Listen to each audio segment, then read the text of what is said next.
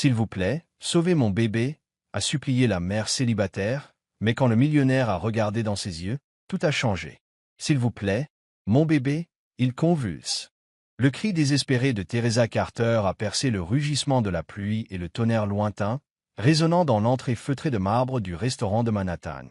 À 21 heures, la ville était prise entre deux mondes, une chaleur chatoyante à l'intérieur et un froid impitoyable à l'extérieur. Le vent transperçait son manteau usé, le transformant en une excuse murmurée pour la chaleur. Elle était agenouillée sur le trottoir glissant, serrant Lucas, son petit garçon de 2 ans aux cheveux d'or, ses lèvres devenant violettes, son corps tremblant contre ses bras frémissants. « Aidez-moi » sanglotait-elle dans la tempête, sa voix presque perdue dans la bourrasque. Ses cheveux plaqués contre son visage, elle se sentait complètement impuissante, regardant son petit torse se spasmer sous son manteau. À l'intérieur, des convives bien habillés sirotaient du vin sous un éclairage doux, inconscients de la souffrance à quelques pas de là. Les roues d'un SUV noir et élégant s'arrêtèrent au bord du trottoir. Michael Bennett, 33 ans, PDG d'une entreprise technologique et milliardaire, était assis à l'intérieur. Son costume noir sur mesure et sa chemise blanche impeccable ne trahissaient aucune chaleur. D'un dernier clic sur une application de restauration de luxe, il se prépara à sortir, à rentrer chez lui, à laisser cette rue humide à ses ombres. Son téléphone vibra avec des messages post-réunion. Il leva la main, s'attendant à ce que la vitre du conducteur descende sur commande, quand un son frénétique le tira de sa routine, le cri d'une femme. Il hésita. Il jeta un coup d'œil de côté à travers la vitre striée de pluie. Là, agenouillée sur le trottoir, une jeune femme blonde serrant un enfant. Les membres de l'enfant tremblaient violemment, et la voix de la mère tremblait d'une terreur qui coupait plus profondément que n'importe quel frisson d'hiver. La femme croisa son regard et trébucha vers la vitre du SUV. Sa voix tremblait. « S'il vous plaît, monsieur, aidez mon bébé. Il est en train de mourir. Je n'ai pas de voiture. » Personne d'autre ne s'arrête. La main de Michael plana sur le bouton pour baisser la vitre. Il la fixa en silence, une lassitude vacillant derrière sa façade calme. « Est-ce une arnaque? Essayez-vous de me piéger ?» demanda-t-il, son ton calme et sec. « S'il vous plaît, je jure que je ne suis pas une voleuse. » La voix de Teresa se brisa alors qu'elle tremblait sous la pluie. « Mon fils, regardez-le. Juste, regardez. » Le regard de Michael tomba sur l'enfant affalé contre la poitrine de sa mère.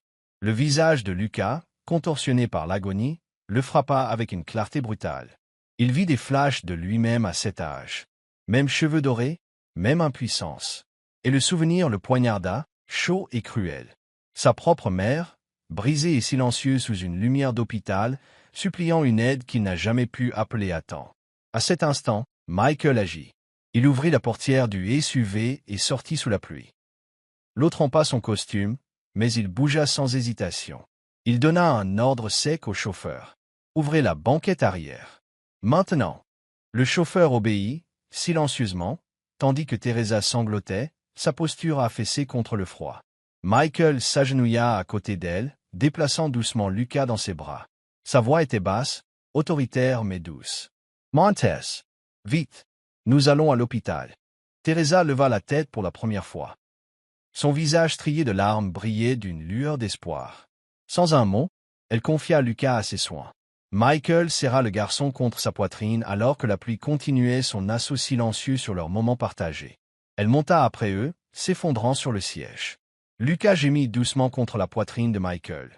Le PDG milliardaire s'assit du côté conducteur et aboya des instructions au chauffeur avant de se tourner vers Teresa. « Restez calme. Nous allons lui trouver de l'aide. » Alors que le SUV s'éloignait du restaurant, les lumières dorées de la ville se brouillèrent à travers la pluie. À l'intérieur du véhicule, Teresa enlaça protecteur Lucas, se penchant vers son sauveur. Michael, les manches trempées et le cœur battant, regardait droit devant lui les rues glissantes. Il se souvint d'une promesse qu'il avait faite des années auparavant, de ne jamais laisser la peur l'empêcher de faire ce qui était juste. Maintenant, il faisait face à la raison derrière cette promesse, un fils qu'il avait depuis longtemps oublié qu'il pouvait aimer à nouveau. Les portes de l'ambulance se refermèrent derrière eux. Au fond de la salle d'attente des urgences, Teresa était assise sur une chaise en plastique dur, Lucas sur ses genoux, son petit corps lourd et flasque. Le SUV trempé par la pluie était garé juste à l'extérieur, les phares à moitié aveuglés par le verre mouillé. Teresa pressa doucement son front contre la tempe de Lucas et murmura dans le tissu glissant de son sweat à capuche, sa voix tremblante. « J'ai perdu mon travail la semaine dernière. Pas d'assurance maladie, pas de filet de sécurité.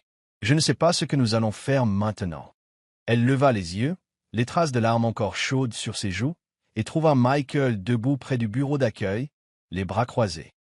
Son costume était trempé et ses cheveux habituellement impeccables étaient plaqués par la pluie. Il avait l'air imposant et distant, toujours le PDG technologique autoritaire qu'elle avait vu sur les couvertures de magazines, pas l'homme qui avait bercé son fils quelques heures auparavant. Un médecin en blouse s'approcha, son expression professionnelle, mais fatiguée. « Madame Carter, je suis le docteur Morgan. Je vais vous expliquer l'état de Lucas. Teresa se ressaissit. C'est une pneumonie sévère. Il a une forte fièvre et des signes précoces de septicémie. Nous devons l'hospitaliser pour la nuit et commencer les antibiotiques par voie intraveineuse. » Sa voix s'adoucit. « Malheureusement, le traitement est coûteux. L'hôpital exige des arrangements de paiement avant que nous puissions commencer. » Le souffle de Teresa se coupa dans sa poitrine. « Je n'ai pas d'assurance Croix-ATL. » J. Elle ne put finir la phrase.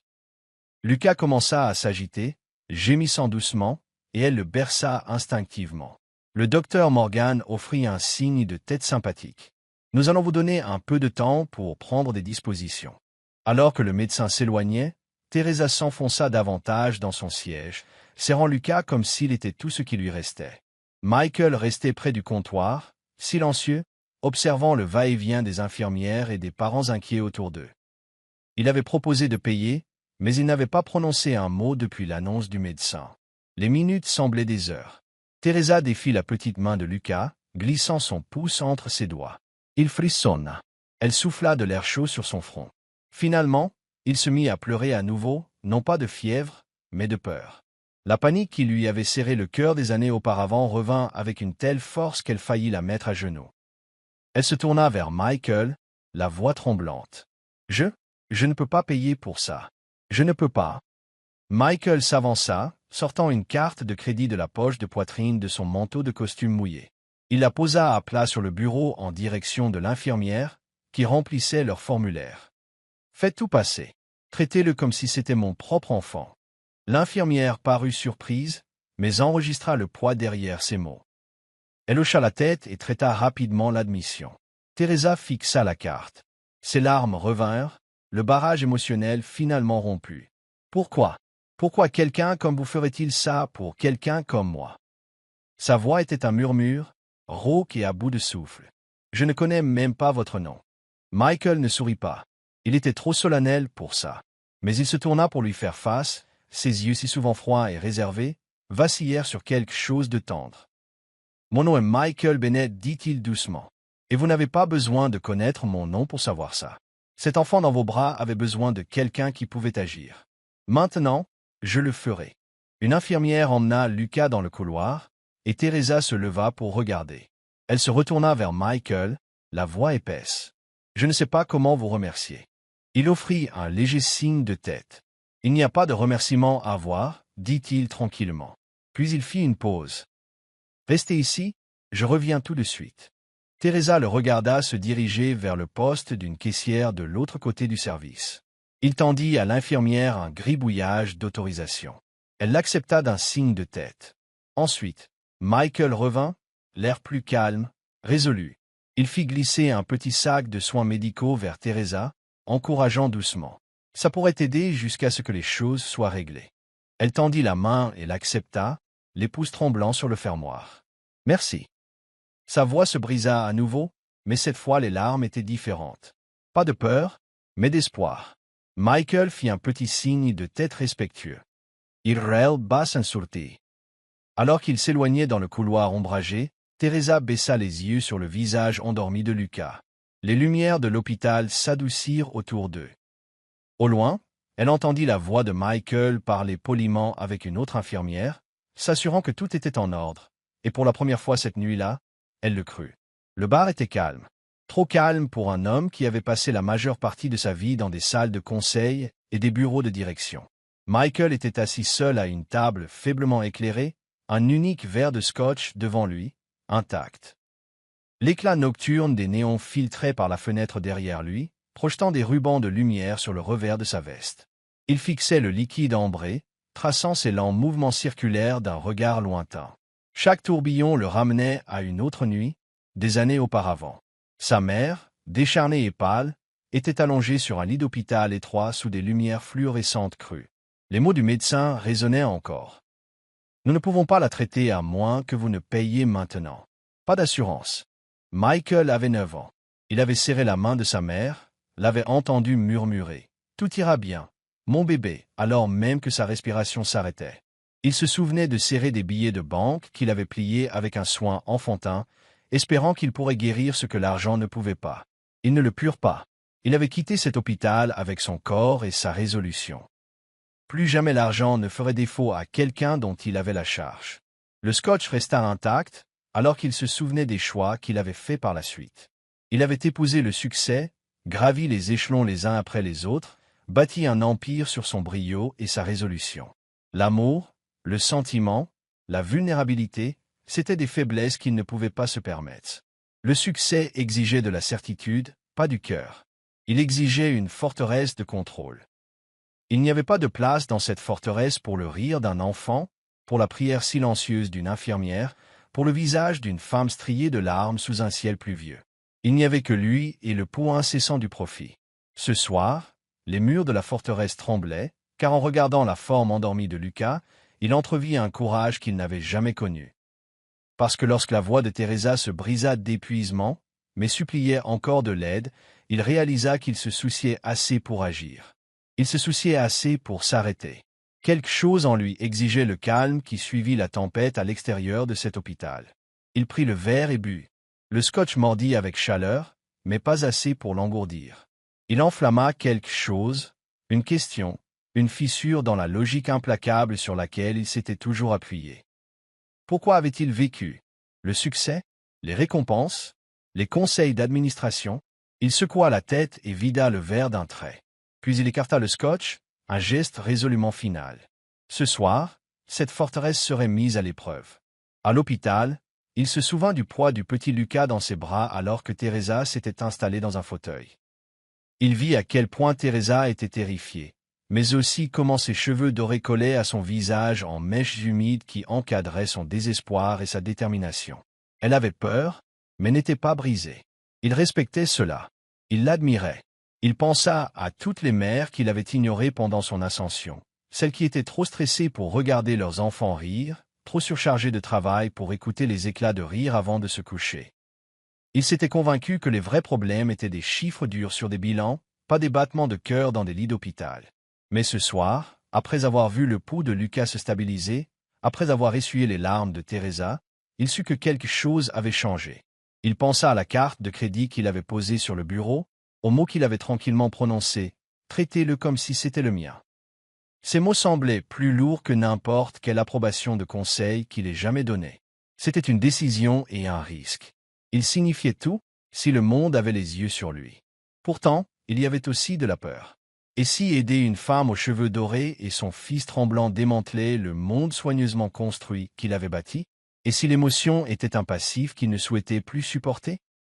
Il s'étira et passa une main dans ses cheveux, lisses et coupés comme une armure d'entreprise. À ce moment, il réalisa qu'il était fatigué, fatigué de la forteresse, fatigué de prétendre que l'amour était pratique. Il vida à nouveau le verre et le posa sur le bar. Il laissa l'argent pour le pourboire et se leva. Il se dirigea vers le miroir derrière le bar et croisa son propre regard. Un homme portant le pouvoir et la richesse, mais hanté par le souvenir de sa mère mourant seule, par le tremblement d'un enfant sous la pluie. Il avait choisi le succès pour empêcher ce moment de se répéter, mais peut-être que maintenant le succès signifiait plus que le profit. Il se tourna et poussa la porte vitrée du bar pour sortir dans l'air froid de la nuit. La pluie le frappa comme un baptême, et pour la première fois, il l'accueillit. Ce soir, il retournerait à l'hôpital. Ce soir, il verrait Teresa. Il verrait Lucas, car malgré le froid qu'il avait enfoui en lui, quelque chose de chaud avait percé, et il n'avait pas l'intention de le laisser repartir. C'était le 3e matin depuis l'admission de Lucas, et chaque jour, Michael se retrouvait à retourner dans le même service pédiatrique qui, en quelques jours seulement, était devenu l'endroit le plus important de sa vie. Les lumières fluorescentes de l'hôpital ne semblaient plus dures. Quelque part dans ces couloirs blancs, il avait redécouvert quelque chose qu'il n'avait pas ressenti depuis des années. Il entra dans la chambre de Lucas pour trouver les garçons assis dans leur lit, entourés de jouets en peluche. Michael apporta des biscuits, un jeu de société et 2 bandes dessinées, une en anglais, une en espagnol. Lucas et Salomona. Oncle Michael, cria-t-il, sautant du lit et dans ses bras. Michael gloussa, les abaissant tous les deux au sol. « Hé, mon pote, tu te sens mieux. Mieux, parce que tu es venu. » Les mots frappèrent Michael plus fort qu'il ne s'y attendait. Il aida Lucas à déballer un biscuit, essuya quelques miettes de sa joue, puis ouvrit la bande dessinée et commença à lire. Lucas suivit, les yeux écarquillés, tournant les pages avec des doigts prudents. Sur le seuil, Teresa se tenait à regarder. Elle avait l'air fatiguée, usée, mais plus calme, plus ancrée. Ses yeux s'attardèrent sur Michael alors qu'il était assis en tailleur sur le sol de l'hôpital, Lucas blotti à côté de lui. Elle vit un homme qui aurait pu être n'importe où, mais qui a choisi d'être ici. Lucas sourit. « Oncle Michael, tu joues au Lego avec moi. » Michael hocha la tête. « Bien sûr. Apprends-moi à construire ce château. » Ils construisirent côte à côte, riant lorsque la structure vacilla. « Il faut une base plus grande, dit Lucas. » Michael sourit. « Nous allons le redessiner ensemble. » De l'autre côté de la pièce, Teresa sourit faiblement. Lucas le remarqua et murmura « Maman regarde. » Michael leva les yeux et lui fit un signe de tête. Elle lui rendit l'appareil avec une gratitude silencieuse. Plus tard, alors que Michael se levait pour s'étirer, il dit « Tu veux quelque chose de la cafétéria? Des biscuits ou du jus de pomme? » « Du jus de pomme. » Il partit et erra dans les couloirs, les pensées tourbillonnant. À la cafétéria, il prit du jus et des biscuits et pendant un moment se souvint de sa mère, comment elle aurait peut-être voulu que quelqu'un s'assoie à côté d'elle dans un endroit comme celui-ci. À son retour, il tendit le jus à Lucas, puis remarqua que Teresa s'était rapprochée. Elle le remercia doucement. « Tu n'as pas besoin de me remercier, dit-il. J'aime être ici. J'ai remarqué. Tu es là, tous les jours. » « Il se bat, répondit Michael. Alors je suis là. » Elle s'assit à côté d'eux alors que Lucas grignotait joyeusement. « Ça compte beaucoup, murmura-t-elle. Michael la regarda, la voix calme. « Il compte beaucoup pour moi. »« Pour nous, dit-elle, presque inaudiblement. » Ils jouèrent, lurent et rirent pendant l'heure qui suivit. Lucas construisit une tour de travers. Michael aida. Teresa se joignit à eux, son épuisement s'estompant alors qu'elle s'asseyait plus près. Plus tard, alors que les visiteurs se raréfiaient, Teresa parla. « Je ne pourrai jamais assez te remercier, mais je veux t'aider d'une manière ou d'une autre. » Michael secoua la tête. « Tu fais tout simplement en étant sa mère. Je ne sais pas comment te rembourser. » Michael la regarda, sans plus aucune hésitation. « Reste avec nous. » Lucas leva les yeux et dit. « Oncle Michael, tu brises tous mes murs. » Michael déglutit, rencontrant les yeux de Teresa. Ces murs, autrefois construits de succès froid, s'effondraient, et à leur place, quelque chose de plus chaud grandissait. La pluie tapotait doucement aux fenêtres, et pour la première fois, un avenir différent semblait possible, un avenir choisi, ensemble. Michael se réveilla au bourdonnement des notifications non lues sur son téléphone. Alerte d'action, retweets, mise à jour d'actualité, les gros titres devenant de plus en plus forts à la minute. Il enfila sa veste de costume et sortit sur le balcon de son Penthouse, les lumières scintillantes de New York sous lui. C'est alors qu'il sentit le tremblement. Son téléphone s'alluma, délivrant une notification qui allait tout changer. Le milliardaire de la tech Michael Bennett, pris dans une romance secrète avec une serveuse célibataire, titrait plusieurs tabloïds et médias économiques. L'article présentait une photographie granuleuse, Michael berçant un enfant malade à l'extérieur d'un hôpital, la mère pleurant à leur côté. C'était intime, mais arraché à un moment que Michael n'avait partagé qu'avec espoir et responsabilité. L'image a balayé les chaînes de médias. Le cours de l'action de Bennett Technologies a plongé. Son monde a tremblé. En moins d'une heure, son téléphone n'arrêtait pas de sonner. Son conseil d'administration exigea des réponses. Son assistant bourdonnait de panique. Michael pressa le téléphone contre son oreille et descendit à l'hôpital. Il détestait que ce scandale l'ait arraché du chevet le plus important. Il trouva Teresa assise sur un banc devant la chambre de Lucas, la tête entre les mains. Elle ressemblait à un fantôme, mince, surexposé, enveloppé de stress et de chagrin. Il prit une profonde inspiration et s'assit à côté d'elle. « Que s'est-il passé » demanda-t-il tranquillement. Elle secoua la tête. « Je ne sais pas. Ça a fuité en ligne après que quelqu'un ait pris des photos. » Il sortit l'article sur son téléphone et fit défiler. Des extraits de son interview commencèrent, reprenant des bribes d'une conversation entre lui et Teresa. « Mon fils, j'ai perdu mon travail la semaine dernière. Je ne peux pas payer. » Ils l'ont présenté comme scandaleux, comme si elle l'avait manipulé. Il referma le téléphone d'un coup sec. « M'as-tu utilisé » demanda-t-il, la voix basse. « As-tu fait ça exprès? Quelqu'un t'a-t-il payé pour m'amener dans les médias ?» Des larmes coulèrent sur les joues de Teresa alors qu'elle le regardait avec incrédulité. « Non, non, Michael. Je pensais que tu étais différent. Je n'ai jamais voulu de publicité. Je jure que je n'ai jamais rien demandé d'autre que ton aide pour Lucas. » Il se leva pour partir. « Alors pourquoi sommes-nous en tendance? »« Je ne sais pas, » cria-t-elle. « Je jure que ce que je t'ai dit était vrai.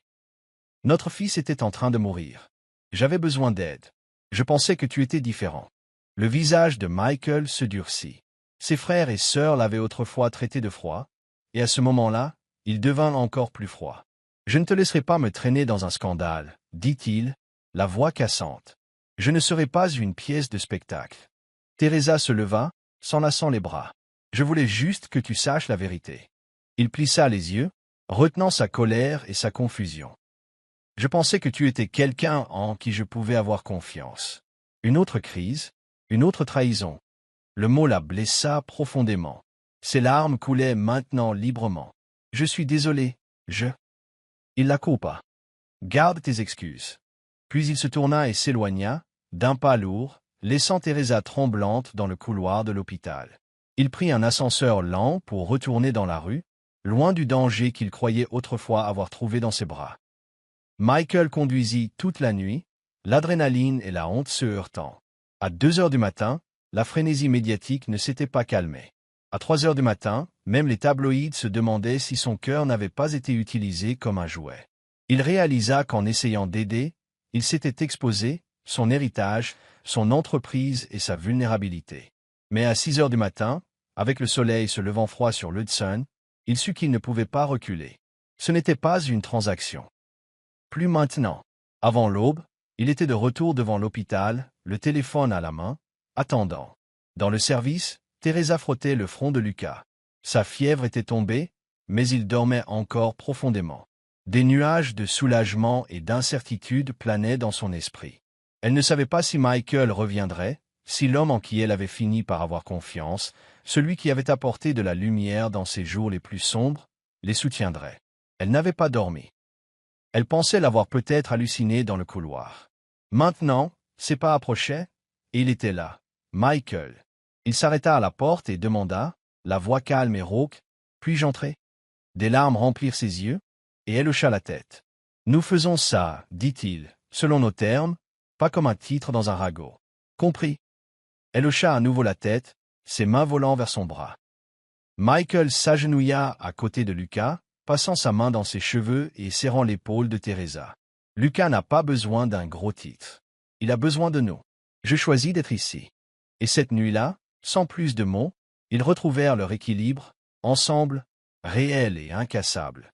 Lucas sortit du Franklin Regional Medical Center cet après-midi-là, sa petite main fermement enroulée autour du doigt de sa mère. Les lumières de l'hôpital brillaient derrière eux alors que Teresa s'arrêtait aux portes automatiques, serrant plus fort son manteau. Lucas ne tremblait plus.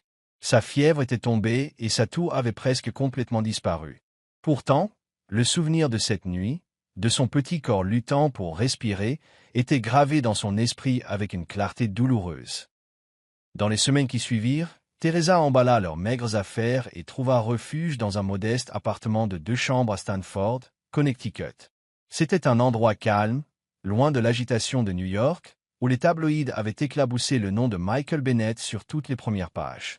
Elle trouva du travail comme serveuse dans un restaurant en périphérie de la ville, des services tôt, des services tard, tout ce qu'elle pouvait obtenir.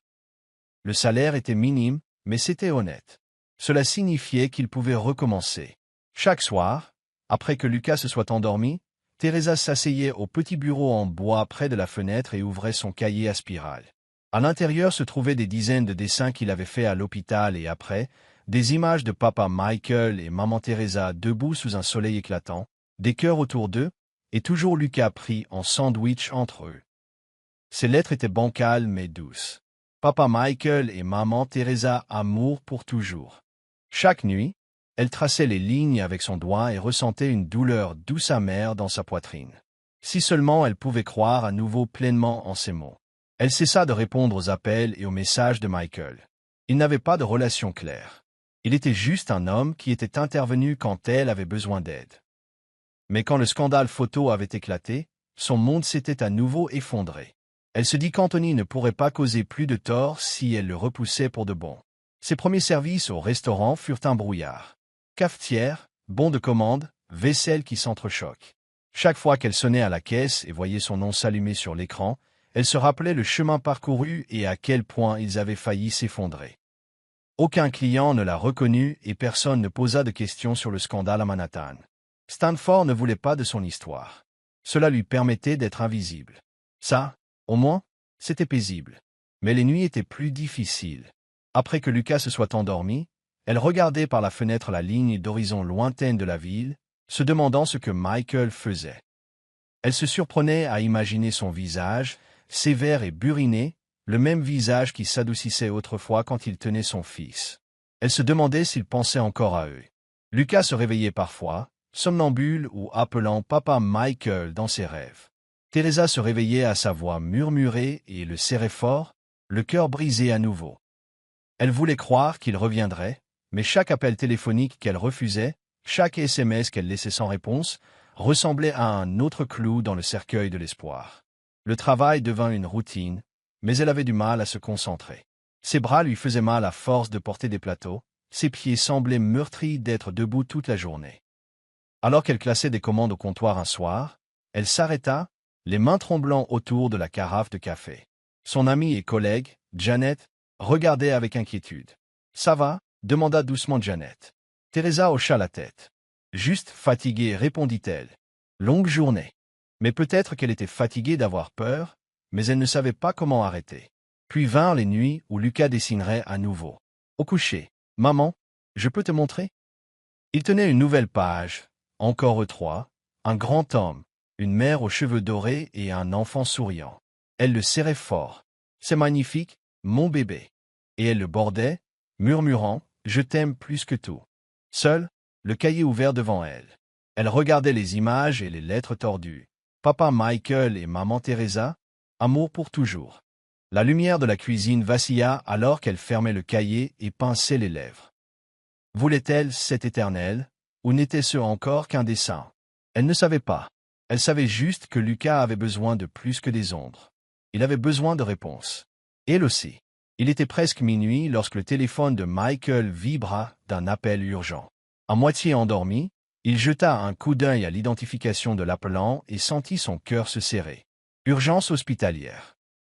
Le flou hallucinatoire des banlieues tranquilles de Stanford disparut instantanément alors que l'adrénaline montait en flèche. Il attrapa ses clés, enfila un manteau et se précipita hors de l'appartement. Dehors, la pluie se remit à tomber, un crépitement familier et oppressant qui marquait son trouble intérieur. Il n'hésita pas. Il claqua la porte, tâtonna dans le noir et se précipita vers sa voiture, le SUV noir attendant comme une sentinelle loyale. Il démarra le moteur, sortit et le rugissement de l'autoroute l'avala tout entier. Tout ce qui comptait était un nom, Lucas. Les couloirs de l'hôpital étaient silencieux, baignés d'une pâle lumière fluorescente. L'infirmière Patterson se tenait près de la porte d'une chambre privée, l'inquiétude gravée sur son visage ridé. Elle vit Michael entrer, essoufflé. « Elle ne vous appellera pas ?» dit-elle doucement, faisant référence à Teresa dans la chambre. Mais le garçon, il vous appelle toutes les nuits. Michael déglutit difficilement et hocha la tête. Sans me croire, S.I. Sarah. Il ne demanda pas pourquoi elle ne l'avait pas appelé. Au lieu de cela, il s'avança vers la porte. À l'intérieur, la scène lui brisa le cœur. Teresa était assise affaissée à côté du lit, l'épuisement pesant sur elle aussi lourd que le silence. Elle tenait légèrement la main de Lucas, des larmes scintillant sur ses joues. Lucas dormait dans le lit d'hôpital, des tubes attachés, sa petite poitrine se soulevant en respiration superficielle. Il avait subi une autre crise. Les médecins dirent que c'était une complication liée à sa pneumonie et à ses infections passées. Michael s'arrêta sur le seuil. La femme qui l'avait abandonné se tenait là, battue par la fatigue et le chagrin. Mais son fils était de nouveau en difficulté. Leurs yeux se rencontrèrent. Le regard de Teresa était fixé sur le lit. Elle ne s'était pas détournée quand il était entré, mais elle ne l'avait pas regardé non plus. Le silence pesait sur eux comme un épais rideau. Michael fit un pas en avant et drapa une couverture d'hôpital chaude sur eux deux. « Je suis désolé, murmura-t-il, la voix pas assez forte pour déranger Lucas. J'ai été un lâche, mais plus maintenant. » La tête de Teresa se redressa brusquement, son expression un mélange douloureux de soulagement et d'incrédulité. Elle cligna des yeux pour retenir ses larmes, réagissant à nouveau à la vulnérabilité de son ton. Michael s'agenouilla à côté du lit. Il prit la main libre de Lucas dans la sienne et ferma les yeux un instant. « Je suis là maintenant, petit homme, murmura-t-il. Tu n'es pas seul. Plus maintenant. » Lucas s'agita mais ne se réveilla pas. Teresa tendit la main et écarta une mèche de cheveux de son front. Elle rencontra le regard de Michael, les veins de la douleur refoulés s'ouvrant en grand. « Je pensais l'avoir perdu, dit-elle dans un murmure brisé. Je pensais que cette nuit-là était la fin. » Les yeux de Michael brillèrent. « Tu n'étais pas seul, et je ne m'enfuirai plus. » Elle ferma les yeux, se penchant en avant pour presser son front contre son bras. Il passa un bras autour de ses épaules, enveloppant mère et fils dans une étreinte tremblante et protectrice. Le temps s'étira. Teresa s'assoupit à moitié, s'appuyant sur la poitrine de Michael, les larmes séchant sur ses joues. Il sentait chaque souffle qu'elle prenait. Dans cette chambre d'hôpital austère, avec les moniteurs qui bipaient et l'odeur stérile, ils étaient à vif et exposés, mais ils étaient ensemble. Le gardien de nuit entra pour une brève vérification, les trouvant enfermés dans cette étreinte. « Je vous prendrai un café si vous voulez, offrit-il. » Michael hocha la tête, réussissant un sourire crispé. Alors qu'il se levait pour attendre, Teresa laissa échapper un léger souffle et se leva sur des jambes tremblantes. Elle s'éclaircit la gorge. « Merci, » dit-elle, juste 2 mots, mais pleins de sens. Michael rencontra ses yeux. « Plus de fuite, dit-il. Cette fois, je resterai. » Elle hocha la tête une fois. « Il a besoin de toi. » Il hocha la tête en retour. « Et toi aussi. » La lumière du matin filtrait à travers les rideaux. Teresa regardait Lucas dormir paisiblement. Michael se tenait derrière elle, les mains sur ses épaules. Aucun des deux n'avait parlé pendant la nuit. La crise qui s'était profilée dans l'obscurité était passée, mais son écho restait. Elle se tourna dans ses bras. « Pouvons-nous » Il l'interrompit par un doux baiser sur son front. « Oui, nous le pouvons. » Ensemble, ils s'avancèrent pour affronter le jour et guérir les blessures que leur tragédie séparée avait laissées. Le matin à Hartford, Connecticut, était vif et lumineux alors que Michael et Teresa montaient sur scène, flanqués des lumières des médias et des caméras. Derrière eux, une bannière disait « Fondation Nouveau Départ », soutenant les mères célibataires et les bébés. Lucas, dans un minuscule costume et des bretelles, serrait une boîte de soins en bois poli à leurs pieds. Michael ajusta sa cravate, posant doucement une main sur le dos de Teresa. Elle prit une profonde inspiration et fit face à la foule. Le communiqué de presse venait de paraître. Michael Bennett, le magnate de la technologie autrefois inaccessible, serait le sponsor principal de la fondation.